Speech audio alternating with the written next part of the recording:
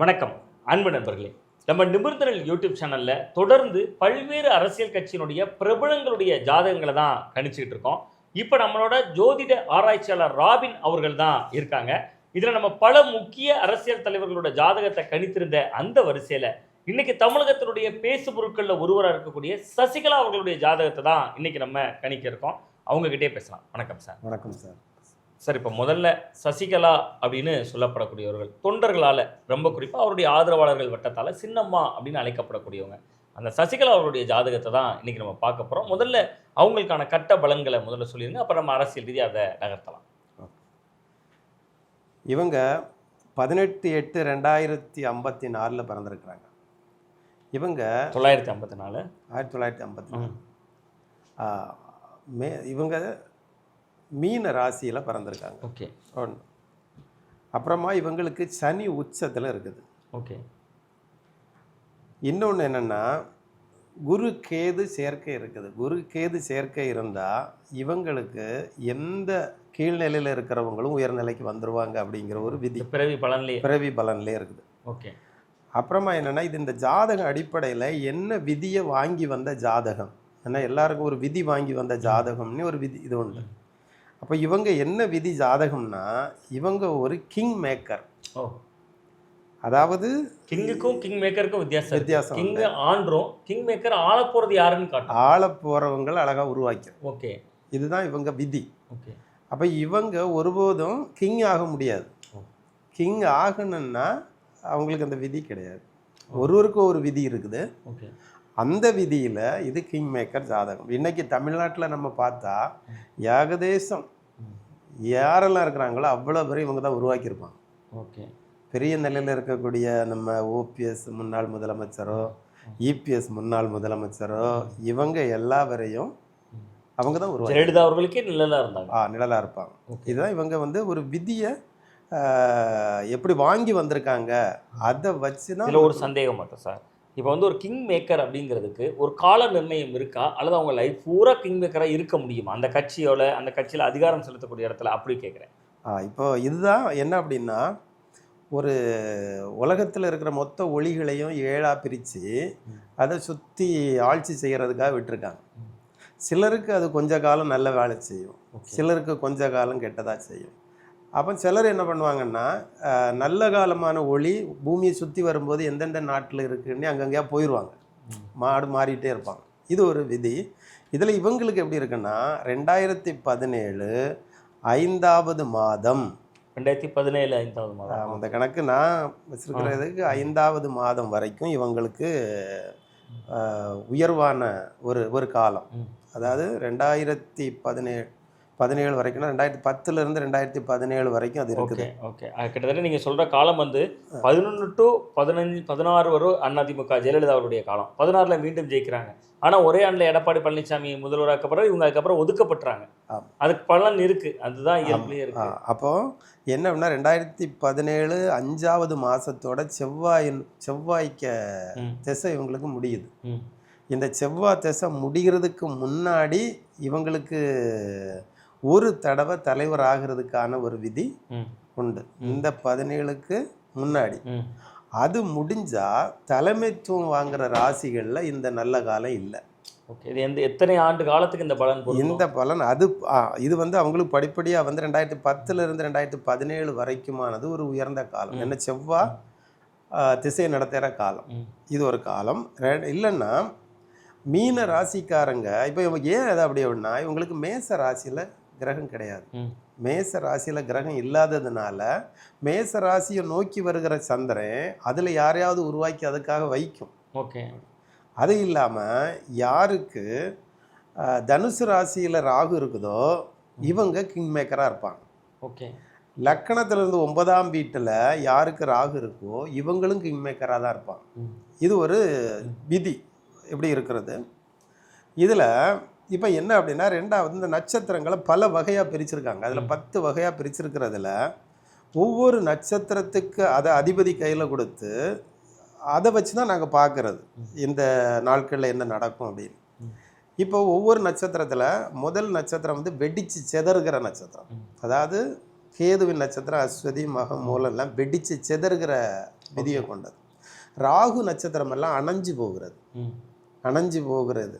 செவ்வாய்க்கு நட்சத்திரம் எல்லாம் பொங்கி எழுகிறது. அதுதான் எரிமலை மலைகளாக மாறுறது. குன்றும் இருக்கும் இடமெல்லாம் குமரன் இருப்பான்ங்கிறது இதுதான். இப்படி ஒவ்வொரு இதே மாதிரி சந்திரனுக்கு நட்சத்திரங்கள் எல்லாம் தணுக்கிற நட்சத்திரம். தணுப்புன்னா தண்ணீர் வந்து குளிர்ச்சியான நட்சத்திரங்கள்.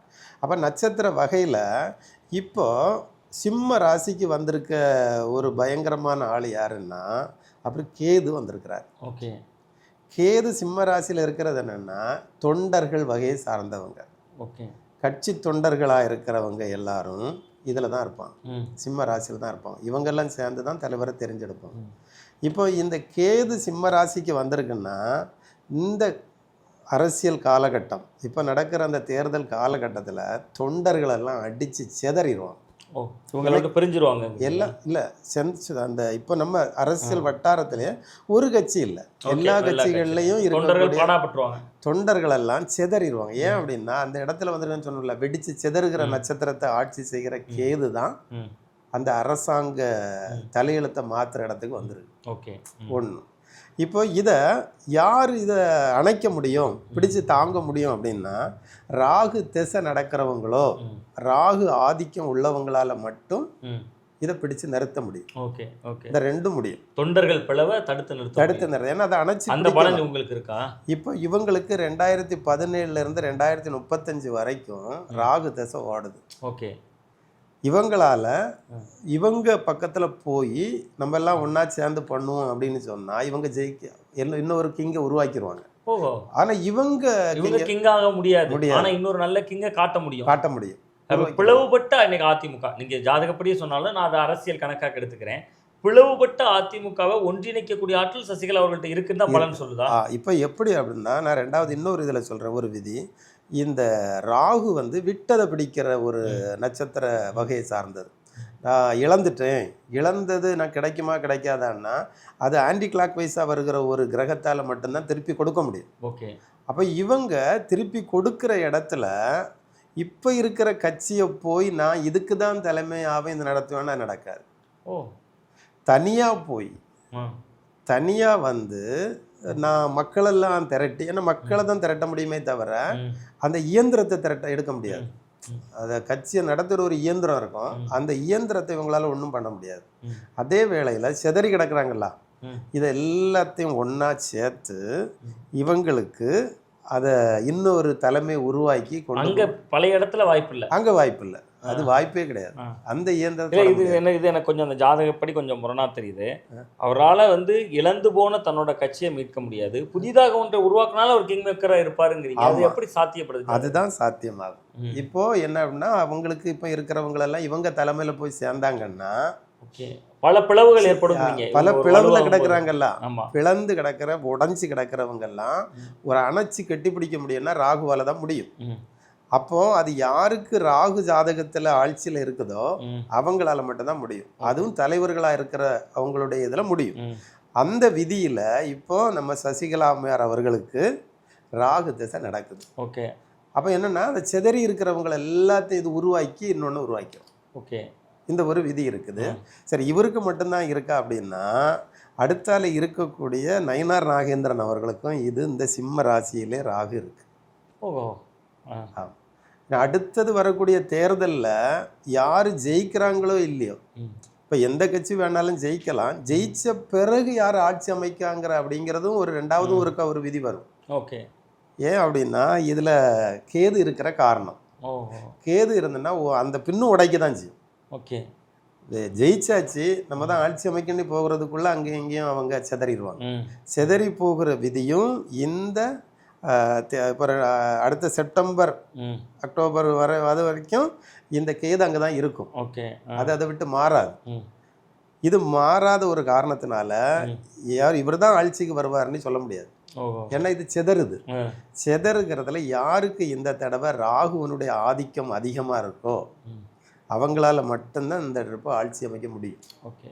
அதில் இவங்க இப்போ முயற்சி செய்தால் கரெக்டாக அதை தெரிஞ்சு கரெக்டாக அடிச்சுவடுகளை நகர்த்தினா அவங்களால முடியும். இப்போ இந்த சசிகலா அவர்களுக்கான ஜாதகம் இப்போ நீங்கள் சொன்னீங்க 17 வரைக்கும் நல்லா இருந்துச்சு. அடுத்து கேதுவோட ஆதிக்கம் இருக்கு 17க்கு அப்புறம். அது எவ்வளோ காலம் இருக்கு? ராகுனுடைய ஆதிக்கம் ராகுவோடைய 2035 வரைக்கும் இருக்கு. அது என்ன செய்யும் பொதுவாக அந்த இப்போ பொதுவாக என்னன்னா, இந்த ராகு நம்ம வாழ்க்கையில் இழந்தவைகளை பிடிக்கணுங்கிற ஒரே குறிக்கோள் வைராக்கியத்தை தரும். அப்போ இழந்தவைகளை பிடிக்க முடியுமா அப்படிங்கிற வைராக்கியத்தில் எந்த பக்கமும் சாயாமல் ஒரே நோக்கமும் அதிலே தான் இருக்கும். ஓகே. அப்போ இவங்களுக்கு ஒரு நல்ல கைடன்ஸ். இப்போ நீங்கள் சொல்கிற பாயிண்ட்டை நான் அரசியலோட பொறுத்துனா, டிடிவி தினகரன் போன்றவர்கள், ஓபிஎஸ் போன்றவர்கள்லாம் வெளியில் வந்த பிறகு எடப்பாடி பழனிசாமியை அதிமுக வீழ்த்தணும்னு நினைச்சாங்க. அந்த அம்மா இதுவரைக்கும் எதுவும் அப்படி சொல்லலை, அமைதியாகவே இருக்காங்க. அதான் இப்போ நீங்கள் குறிப்பிட்டீங்க, ஒரே இலக்கு அவங்களுக்கு அந்த கட்சியை அடையிறது தான். ஆமாம். ஆனால் கட்சியை அடைய முடியுமா முடியாதுன்னா கட்சியை பிடிக்க முடியாது, அது ஒரு இயந்திரம் தான். ஆனால் கட்சியில் இருக்கிற மக்களை பிடிச்சிடலாம். ஓகே. சிதறி இருக்கிற மக்களை பிடிக்கலாம், திரும்பியும் ஒரு கிங் மேக்கர் ஆகலாம். ஆனா அவங்களுக்கு அதனால எந்த பலனும் இல்லை. கிங் மேக்கர் அவங்க கட்டுப்பாட்டுல கூட இருக்கலாம். பட் அது போதுமா அவங்களுக்கு? அந்த அது போதும். அதுக்காக தான் அவங்க பிறப்பெடுத்தது. ஓகே. ஏன்னா ஒரு விதி இருக்குதுல்ல, விதி ஒரு உருவாக்குகிற விதி தான்.